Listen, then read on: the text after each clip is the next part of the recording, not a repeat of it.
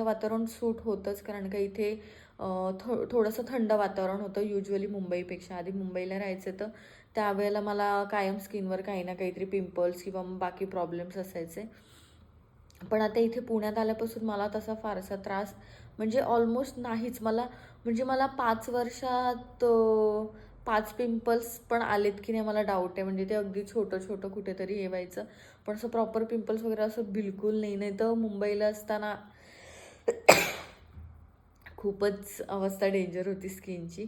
So इकडे मला वातावरण सूट होतं. आणि त्याच्यानंतर मग मी रिसेंट आत्ता एक 4-5 महिने झाले असतील की मी थोडंसं स्किन केअर करायला सुरुवात केली. Skin care in the sense स्किनची काळजी घ्यायला सुरुवात केली आहे. त्यामध्ये 2 गोष्टी ॲड केल्यात की मी पॉन्ड्सचं जेल मॉइश्चरायझर यूज करते, जी सुपर लाईट आहे, जी ब्ल्यू कलरची येते. मी इथे बाजूला पिक्चर शो करते. आणि त्याच्यानंतर सेकंड गोष्ट आहे की सनस्क्रीन.